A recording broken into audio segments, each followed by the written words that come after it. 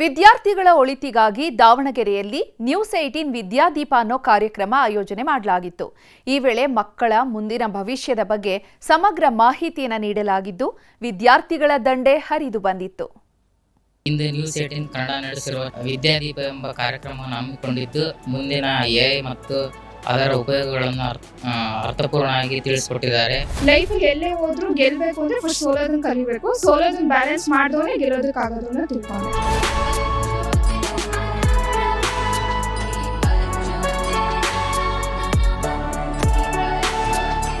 ಬಡವರು ದೀನ ದಲಿತರ ಧ್ವನಿಯಾಗಿರೋ ನಿಮ್ಮ ನ್ಯೂಸ್18 ಕನ್ನಡ ಸಮಾಜಮುಖಿ ಕಾರ್ಯಗಳಿಗೆ ಎತ್ತಿದ ಕೈ. ಇದೇ ನಿಟ್ಟಿನಲ್ಲಿ ಈಗ ಮತ್ತೊಂದು ಮಹತ್ತರ ಕಾರ್ಯಕ್ರಮ ಹಮ್ಮಿಕೊಳ್ಳಲಾಗಿತ್ತು.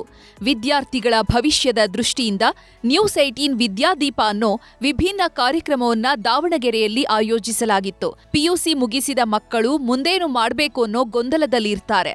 ನಮ್ಮ ಮಕ್ಕಳಿಗೆ ಯಾವ ಕಾಲೇಜು ಬೆಸ್ಟ್ ಅನ್ನೋ ಪ್ರಶ್ನೆ ಹೆತ್ತವರನ್ನು ಕಾಡ್ತಿರುತ್ತೆ.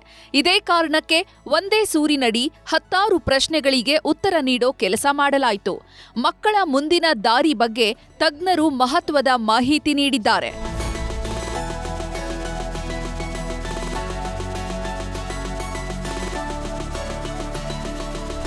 ದಾವಣಗೆರೆಯಲ್ಲಿ ಇವತ್ತು ನ್ಯೂಸ್18 ವಿದ್ಯಾದೀಪ ಕಾರ್ಯಕ್ರಮದ ಸಂಭ್ರಮ ಮನೆ ಮಾಡಿತ್ತು.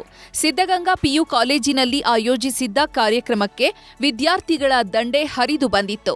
ಈ ವೇಳೆ ಜಿಲ್ಲಾಧಿಕಾರಿ ಗಂಗಾಧರ ಸ್ವಾಮಿ, ನ್ಯೂಸ್18 ಕನ್ನಡದ ಸಂಪಾದಕರಾದ ಹರಿಪ್ರಸಾದ್, ಇನ್ಸೈಟ್ಸ್ ಮುಖ್ಯಸ್ಥರಾದ ವಿನಯ್ ಕುಮಾರ್ ಜಿಬಿ, ಬೆಳಗಾವಿ ಗೋಗ್ಟೆ ಕಾಲೇಜು ಸಿಬ್ಬಂದಿ ತುಷಾರ್ ಹವಾಲ್ ಸೇರಿದಂತೆ ಹಲವು ಗಣ್ಯರು ಭಾಗಿಯಾಗಿದ್ರು.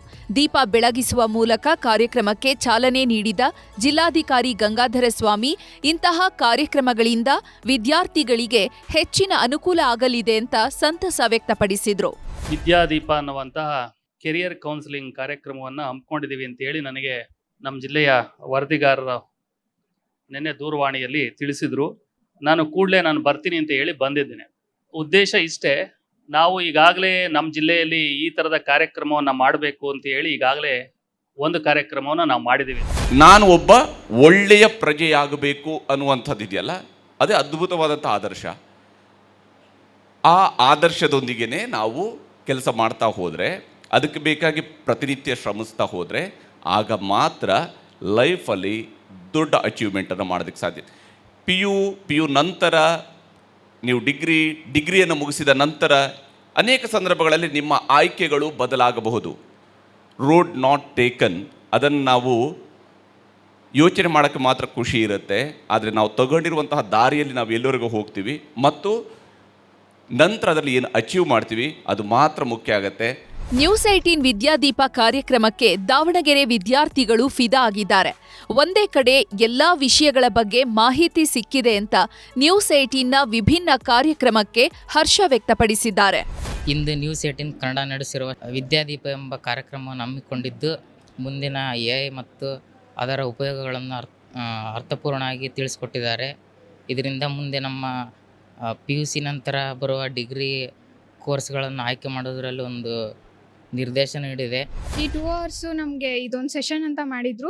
ಅಂದರೆ ಏನು ಅಥವಾ ಮುಂದೆ ಕೆರಿಯರ್ ಏನು ಬಿಲ್ಡ್ ಮಾಡೋದು, PU ಆದಮೇಲೆ ಏನೇನು ಚಾಯ್ಸ್ ಸಿಗುತ್ತೆ ನಿಮಗೆ ಅಂತ. ನನಗೆ AI ಅಂದರೆ ಏನು ನಾಲೆಡ್ಜ್ ಇರಲಿಲ್ಲ. ಇಂಜಿನಿಯರಿಂಗ್ ಮಾಡ್ತಾರೆ, ಅದೊಂದು ವೇಸ್ಟಿಂಗ್ ಅಂತ ತಿಳ್ಕೊಂಡಿದ್ದೆ.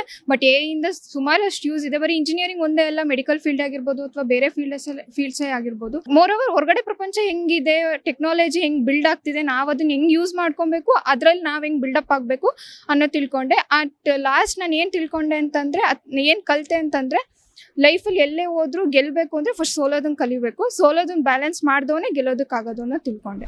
ಒಟ್ನಲ್ಲಿ ದಾವಣಗೆರೆಯಲ್ಲಿ ನಡೆದ ನ್ಯೂಸ್18 ವಿದ್ಯಾದೀಪ ಕಾರ್ಯಕ್ರಮಕ್ಕೆ ಭರ್ಜರಿ ರೆಸ್ಪಾನ್ಸ್ ಸಿಕ್ಕಿದೆ.